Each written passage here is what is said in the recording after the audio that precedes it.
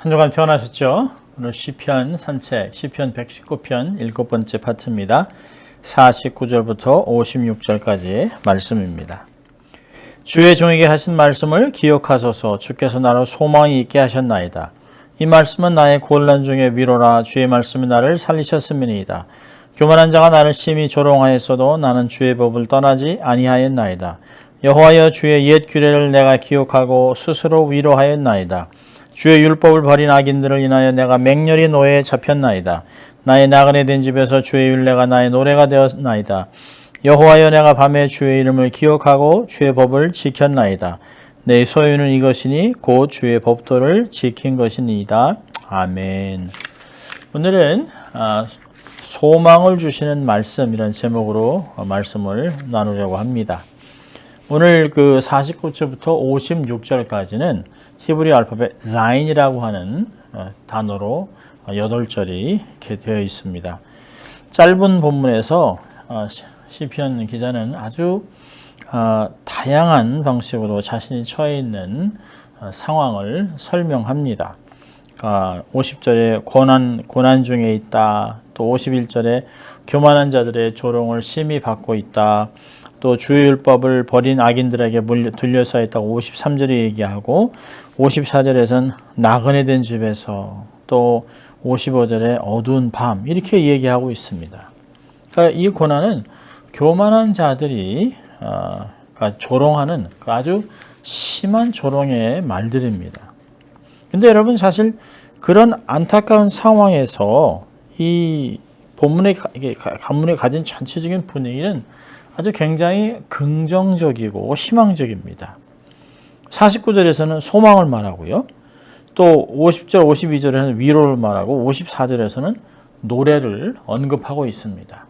그러니까 고난 중에서도 소망의 찬양을 하고 있는 그런 내용들을 얘기할 수 있습니다. 이런 성도들이 순례자의 삶을 살아가면서 사실 우리에게 정말 필요한 것은 믿음, 소망, 사랑 그렇지 않겠습니까? 고린도전서 13장에서 그런 내용들을 이야기합니다. 이런 믿음이란 뭘까요? 하나님의 말씀에 소망을 두는 것입니다. 하나님을 확실히 믿는다라고, 그래서 하나님 때문에 지금 있는 현실을 넉넉히 감당할 수 있다. 그리고 하나님이 더 나은 것을 준비하셨다. 하나님이 반드시 이게 하실 것이다 라고 하는 미래지향적인 삶을 이야기하는 것이죠. 오늘도 시편 기자가 어려움 속에서 믿음을 지켰던 그런 것을 고백하면서 기도하고 있습니다.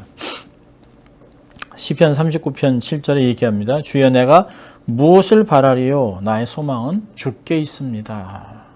또 62편 5절에 나의 영혼아 잠잠히 하나님만 바라라. 대저 나의 소망이 저로 쫓아나는도다. 여러분, 소망이 있으면 어떤 어려움도 능히 극복할 수 있습니다. 잠언서 13장 12절에 이런 말을 합니다.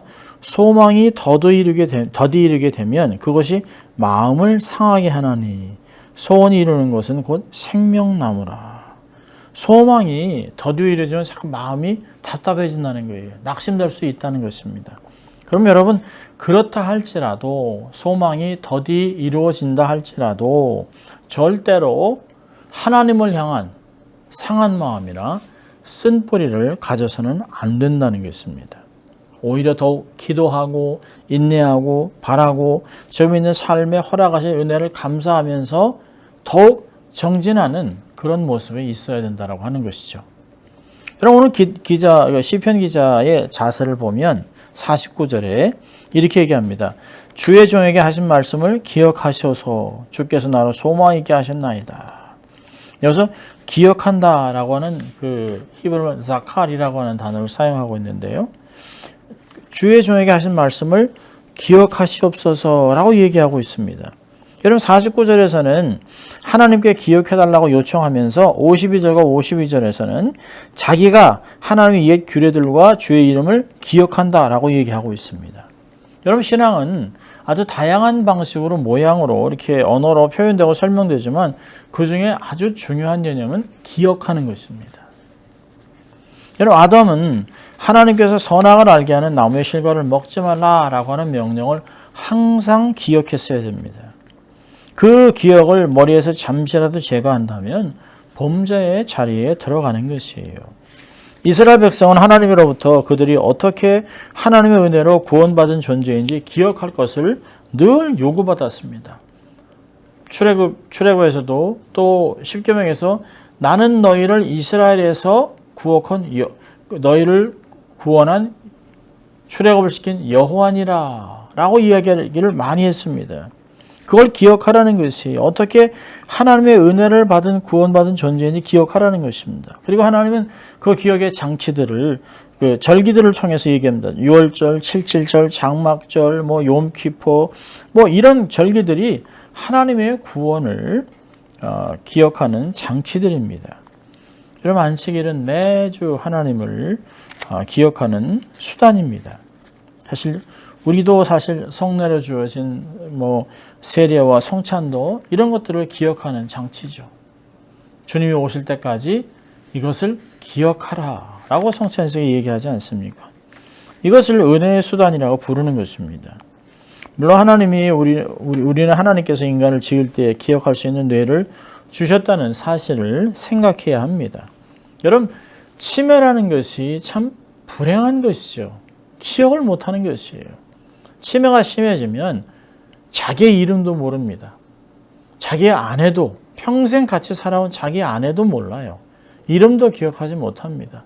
자녀들도 기억하지 못해요. 참 기억을 잃어버리는 것 슬픈 병입니다. 근데 여러분 더 슬픈 것은 하나님의 은혜를 기억하지 못하는 영적인 치매입니다. 불행입니다. 하나님이 이제까지 나와 함께 하시고 그렇게 삶의 구비구비마다 주셨던 은혜를 기억하지 못하는 것 얼마나 불행이고 저주인지 모릅니다. 여러분 우리는 기억을 통해서 하나님께서 베풀어 주신 하나님의 은혜를 늘 기억하고 살아야 합니다. 여러분 시인은 하나님께서 자기에게 하셨던 말씀을 기억해달라고 얘기합니다. 주의 종에게 하신 말씀을 기억해 주시옵소서. 과거의 한 시점에 하나님께서 내게 주셨던 약속의 말씀, 내게 하셨던 말씀, 그 말씀을 기억해달라는 것이에요. 그 말씀이 어느 한순간 내 마음을 두근거리게 하고 감동을 주는 약속의 말씀으로 다가올 수 있어요. 그것을 기억하고 되새기는 것, 이루어질 것의 열망함을 소유하는 것이죠.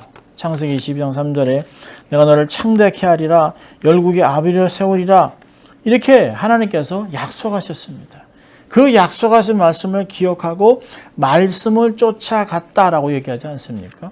그 말씀, 하나님이 내게 하신 말씀을 기억하고 하나님이 하시는 말씀을 매일 쫓아가는 것이에요.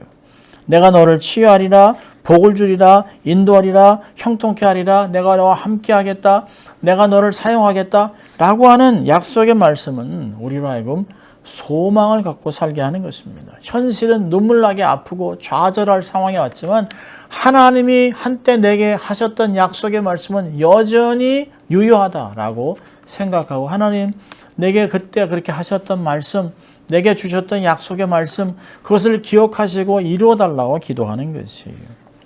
여러분 기억하세요. 하나님의 말씀은 반드시 이루어집니다. 고난 중에도 하나님의 말씀이 반드시 이루어질 것을 신뢰하고 기도해야 합니다. 하나님의 때에 하나님은 일하세요. 하박국 2장 3절에 이 묵시는 정한 때가 있나니 그 종말이 속히 이르겠고 결코 거짓되지 아니하리라. 비록 더딜지라도 기다리라. 지체되지 않고 반드시 응하리라. 아멘입니다. 그래서 결국 우리가 여기서 배우는 것은 모든 믿음의 사람들이 고난 중에서 취하는 가장 1차적인 태도는 하나님 기억해 주십시오라고 하는 것입니다. 사실 우리의 자녀를 위해서도 하나님 우리의 자녀를 기억해 주십시오. 우리의 이름을 대가면서 자기의 자녀들의 이름을 하나님께 올려드리는 것입니다. 느헤미야도 얘기하지 않습니까? 나의 선한 손길을 기억해 주십시오라고 하나님께 기도하는 것을 볼 수 있어요. 자, 50절에는 두 번째로는 말씀을 기억해 달라고 얘기한 후에 50절에 말씀으로 위로해 달라고 얘기하고 있습니다. 여러분 사람의 위로는 오래가지 못해요. 고난 중에 있을 때 사람의 1000마디 말보다 하나님의 말씀 한마디가 성도에게는 큰 위로가 됩니다. 고린도서 1장 4절에 우리의 모든 환난 중에서 우리를 위로하사 우리로 하여금 하나님께 받는 위로로서 모든 환난 중에 있는 자들을 능히 위로하게 하시는 이시로다. 그렇습니다. 하나님은 말씀으로 우리를 위로하세요. 이것이 삶을 살아가게 할 생명과 힘과 용기를 갖게 되는 것입니다. 자, 여기서 여러분 이렇게 하나님께 기도하면서 자기가 이렇게 고백을 합니다. 어려운 환경 속에서 소망과 힘을 주시는 말씀으로 어떻게 삶을 살아가는가 간증하고 있어요.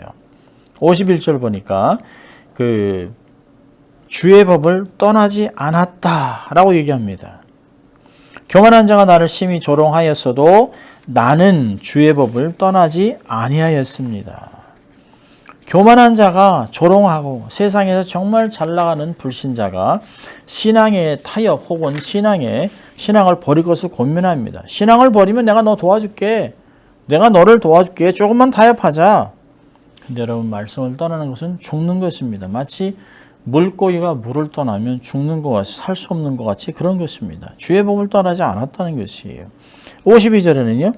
옛 규례를 기억했다라고 얘기합니다. 첫사랑을 회복하고 주님을 만났을 때 깊은 은혜 받은 말씀을 기억하고 사실 이런 것들이 우리에게 위로가 되죠. 기억하면 다시 경험하고 다시 새 힘을 얻고 다시 재충전이 되는 그래서 소망 속에 힘이 생기는 것입니다. 53절에는 아주 재밌는 말씀을 해요. 거룩한 분노를 냈다는 거예요. 주의 율법을 버린 악인들을 인하여 그 악인들 때문에 내가 맹렬한 노에 잡혔나이다. 안에서 말할 수 없는 분노가 일어났다는 거예요. 악인들이 주의 율법을 버린 것에 대해서 분노가 일어났습니다. 여러분 이 반응은 비느하스가 바알볼 사건의 대배교 사건에서 부끄러움 없이 음행하던 자들을 죽였던 그 분노, 민수기 25장에 있는 말씀입니다. 바울이 또 아덴에 갔을 때 그 성의 우상이 가득함을 보고 마음이 격분했던 것도 사실은 비슷한 반응입니다. 사도행전 17장에 나와 있습니다. 하나님의 영광이 더럽혀지고 또 그분의 말씀이 현저하게 무시당하고 있을 때 세계가 죄로 인해서 망가지는 걸 보면서도 성도가 아무렇지도 않게 여긴다면 그것은 문제가 있는 것이에요. 결코 우리는 그런 상황에서 타협을 하거나 웃거나 방관할 수 없습니다.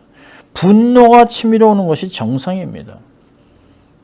목사들이 동성애를 찬성하고 동성애 축제를 위해서 나와서 축복기도 하고 이거는 있을 수가 없는 일입니다. 일반 성도들도 분노하지 않습니까? 이렇게 미국이 하나님의 말씀과 기도로 세워진 이 나라가 이렇게 무너지는 것을 보면서 도저히 있을 수 없다는 거예요. 들고 일어나서 찬양하고 기도하고 부르짖고 이것은 악이라고 선포하는 그런 일들이 우리 안에서 있어야 되는 거 합니다.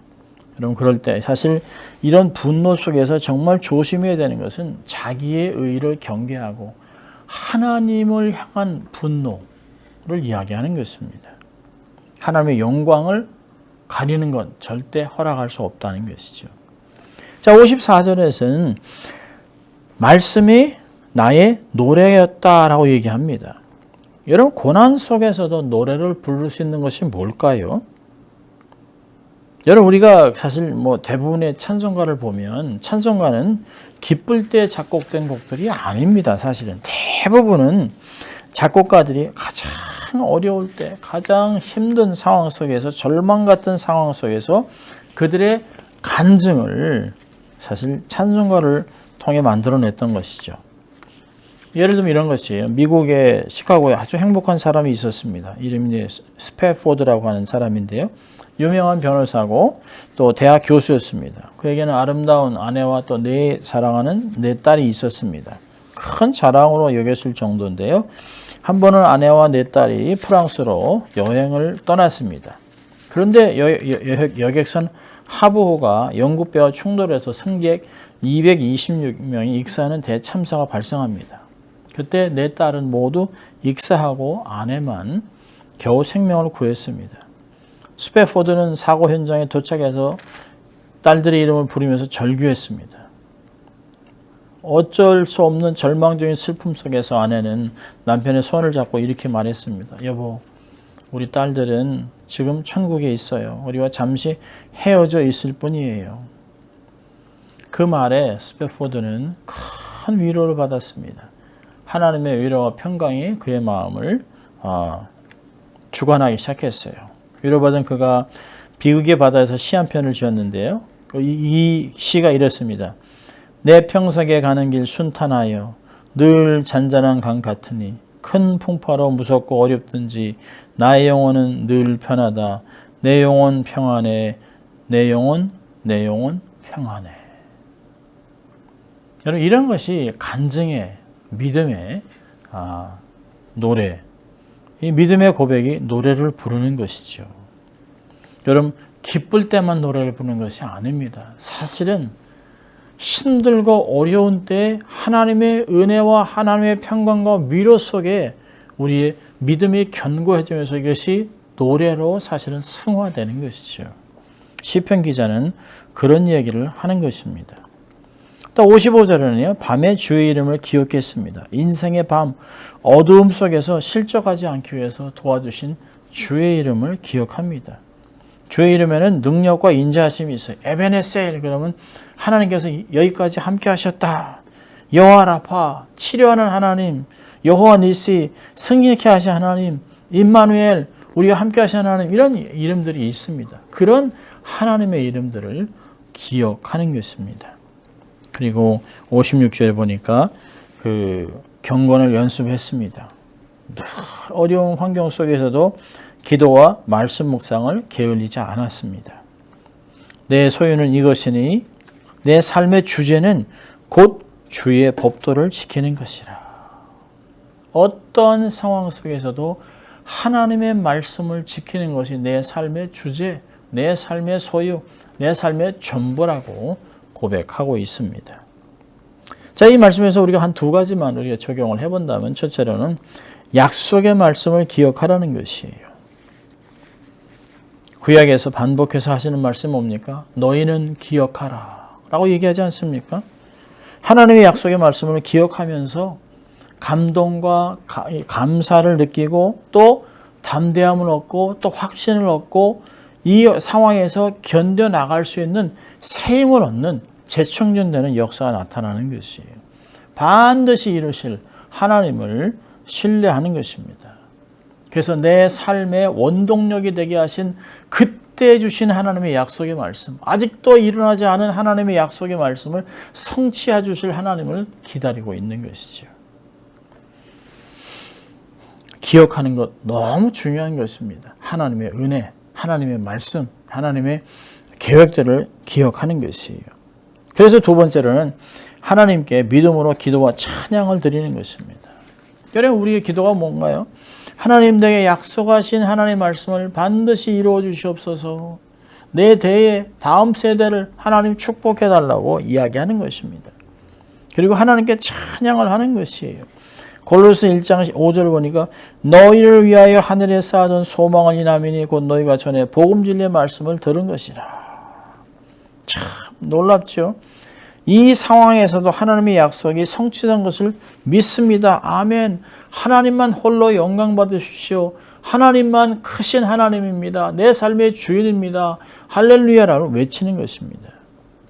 그러면서 한 주간 하나님을 높여드리고 하나님의 말씀을 삶으로 증명하고 하나님의 선하심을 맛보아 알게 하는 세상의 빛과 소금으로 삶을 살아가시기를 주의 이름으로 축원합니다.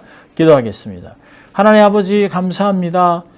날마다 삶 속에 다양한 문제들도 있고 어려움도 있지만 이럴 때마다 하나님께서 내게 약속하신 말씀을 기억하고 그 말씀을 이루어줄 하나님을 찬양하고 하나님을 높여드리는 소망의 한 주간 될 수 있도록 도와주시고, 그래서 여호와를 앙망하는 자들이 새 힘을 얻는 소망 가운데 살아가는 비상하는 삶을 살아갈 수 있도록 하나님 도와주시옵소서. 감사하고 예수님 이름으로 기도합니다. 아멘.